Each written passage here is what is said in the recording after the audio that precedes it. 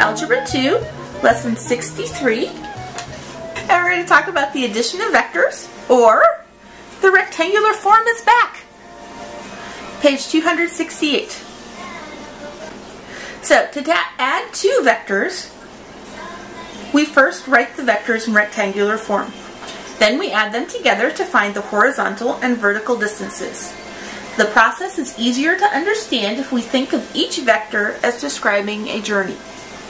Remember that in algebra and trigonometry, we start all of our headings from the x-axis, and 0 degrees is on the x-axis, not at north. Okay, so here's our first example. Flying Arrow left the village and traveled 20 miles on a heading of 20 degrees. From this point, he traveled 40 miles on a heading of 210 degrees.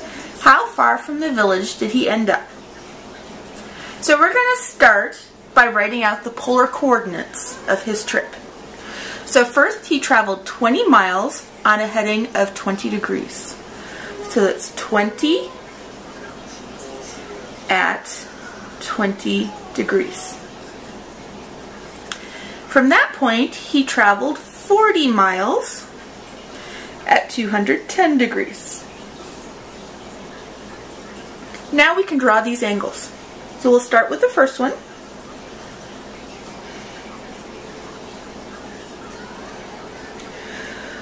Okay, he went 20 miles at 20 degrees. So 20 degrees is somewhere around here. The arrow shows that it's a vector. It's going in this direction. This line is 20 miles. This line we're going to call east, and this line we're going to call north. Okay? We often call this R and this U, but as long as we're talking about a way he's traveling, we're going to call this east and this one north. Okay, this degree is 20 degrees. It's off the x-axis. So to find the distance he traveled north, we can take the sine of 20, because the sine would be the opposite over the adjacent. Remember, this is the right angle. So this would be opposite over the hypotenuse, sorry. Opposite over the hypotenuse is the sine.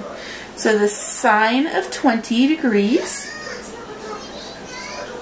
is going to equal north over 20 miles. Or you can say that north, the distance he traveled north, is going to equal 20 times the sine of 20 degrees. And in this case, that's going to equal 6.8 miles. Okay? So if this is the sine of 20, then this is going to be the cosine. So we can say that the distance he traveled east is going to equal 20 times the cosine of 20 degrees, which, as it turns out, equals 18.8 miles.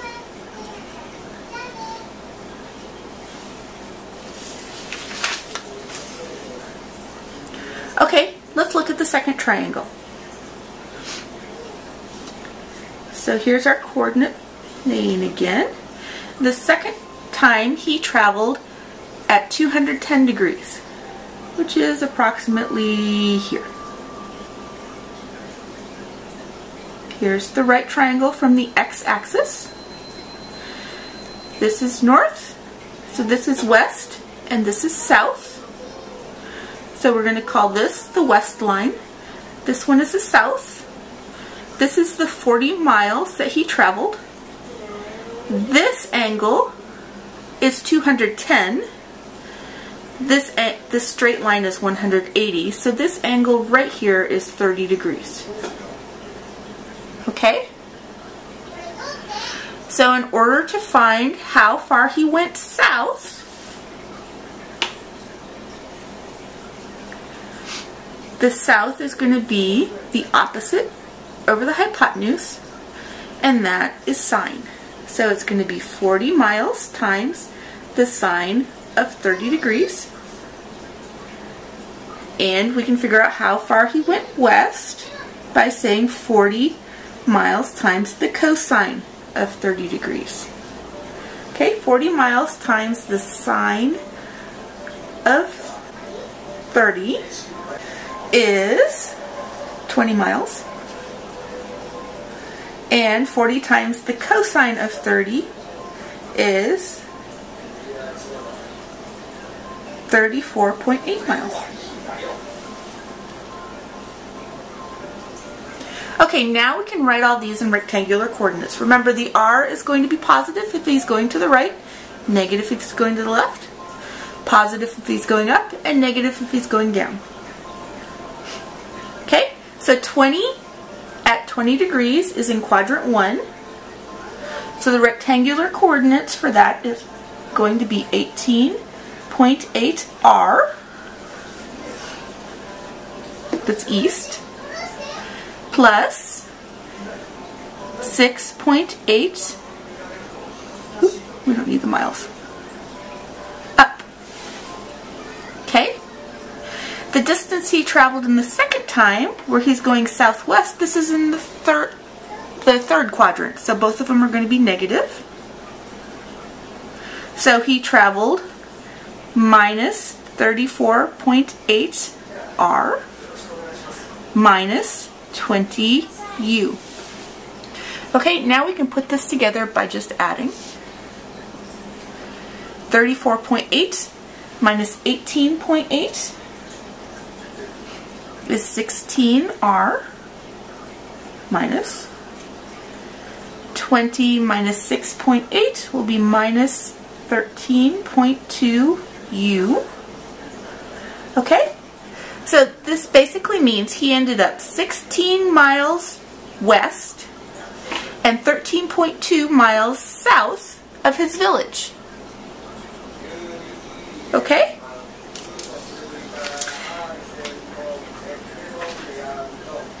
So 16 miles west and 13.2 miles, sorry, that's a 13.2, not a B, south of his village. Alright, let's try another one. Okay, now we're going to add 30 at 55 degrees and 10 at 170 degrees.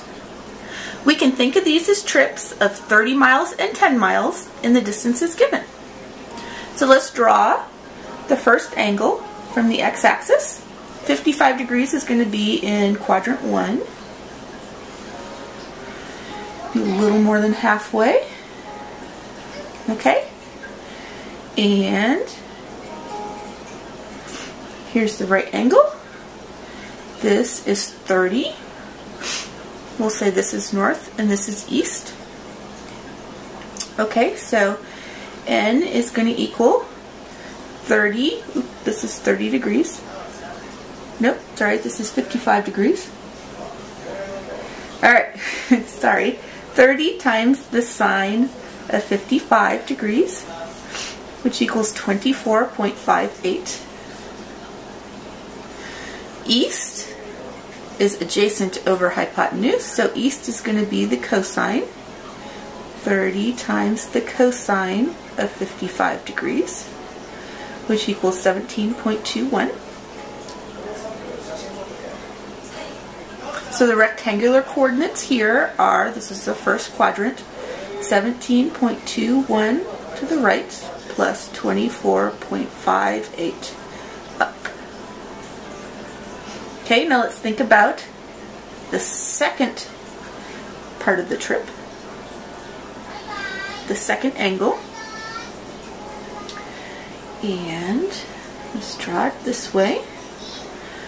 170 degrees is going to be in the second quadrant. And it's going to be almost to the bottom. It's actually probably still too big, but it'll be easier to see. Okay, so this to here is 170 degrees. We're going from the x-axis, so there are 10 degrees left. Here's our right angle. We know that this is 10, and we're going to call this west. We can call this north. Okay, so west here is the adjacent over the hypotenuse. So this is going to be 10 cosine of 10 degrees. The north is going to be the sine. Here's opposite over the hypotenuse. So it's going to be 10 sine 10 degrees. Okay? 10 times the cosine of 10 degrees is 9.85. 10 times the sine of 10 degrees is 1.74. So our rectangular coordinates will be 9.85r, and this is to the left, so it's negative, plus, because we're still going up, 1.74u. Okay, now we're going to add these. We have 17.21r plus 24.58u minus 9.85r plus 1.74u.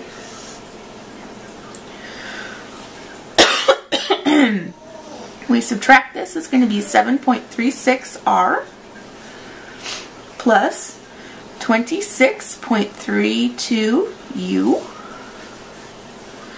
Okay, we're not quite done with this because they didn't want to know just how far the distance was. They actually wanted us to add 2 polar coordinates. And since we started with polar coordinates, we need to end with polar coordinates. So now we need to change this rectangular coordinate back into a polar coordinate. Both the r and the u are positive, so we're back in quadrant 1.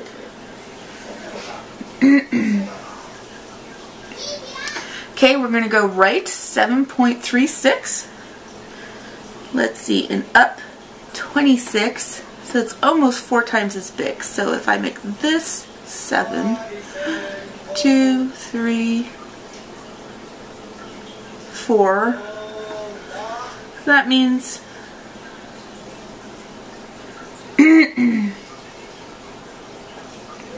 well, whatever.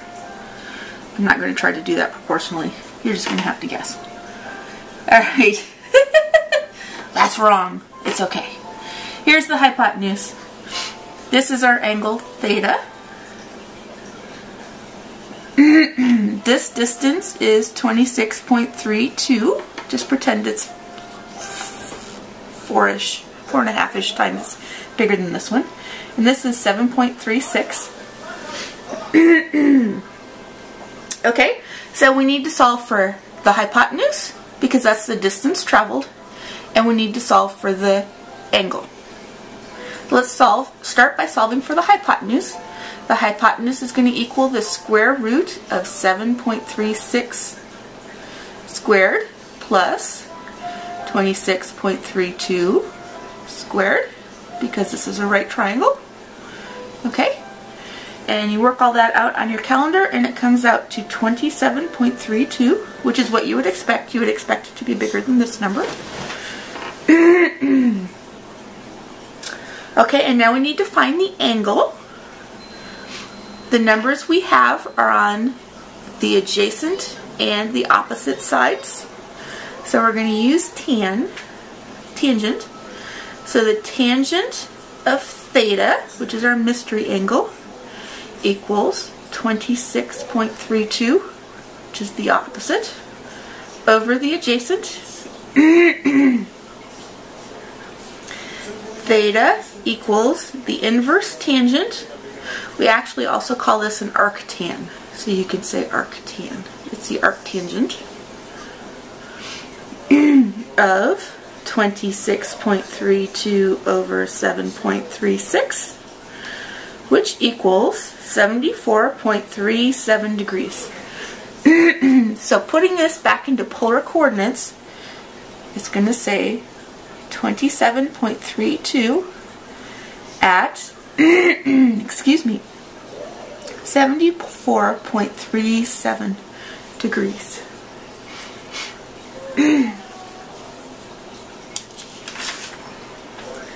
Okay, that's it for this chapter. Do your practice questions and let me know if you have any questions.